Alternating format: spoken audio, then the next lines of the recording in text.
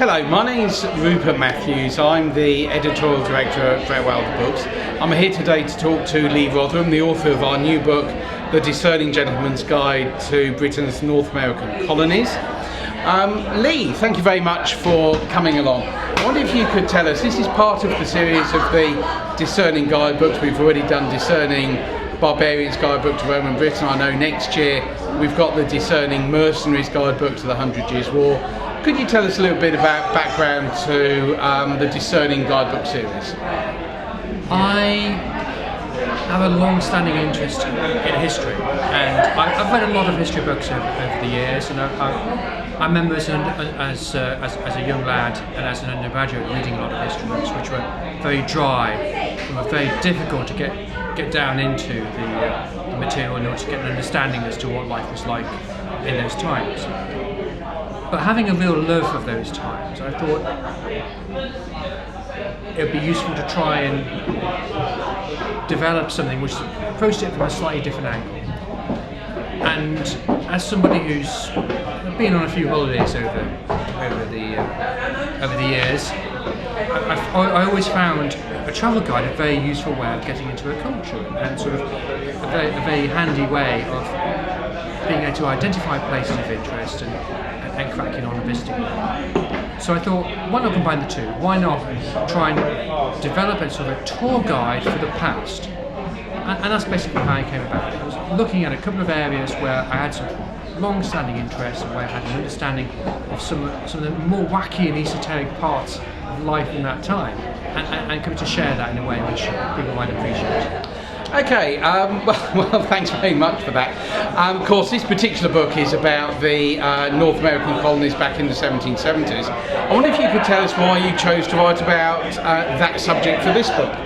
Many years ago, when I was sadly much younger, I studied as a postgraduate French-Canadian history, and that included a very contentious part of French-Canadian history, which was at the time of the conquest over 1759, 1763 and afterwards.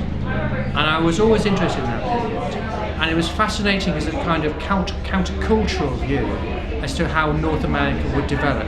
And from that, I started to dig more deeply into various strands of North American history and how things could have turned out. And there are lots of fascinating little twists where an event happening here and an event happening there and something happening a little bit differently early on in colonial history could have ended up with some completely different looking colony and continent. So I dug into it, and as I say, it's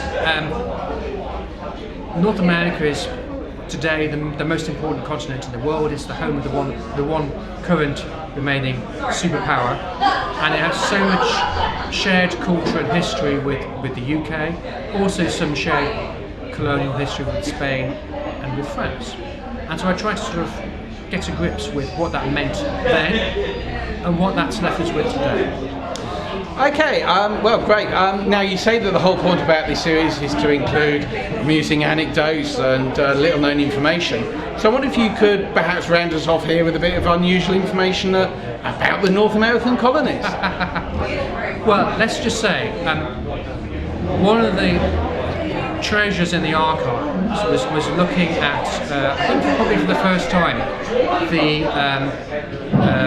the records of the court martials of the British Army in North America just before the Revolution, and there was a very lucky private, because he was brought to court martial allegedly for nicking the vegetables from the garden of the general in charge of the army. It turned out they weren't able to prove it was him.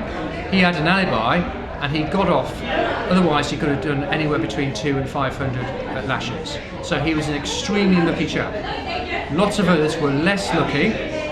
The system was relatively fair, a lot fairer than we think. But there's a lesson in there. If you're going to nick your general's vegetables, make sure you've got a mate to cover your back, because otherwise the lashes will have the clothing off the back of it.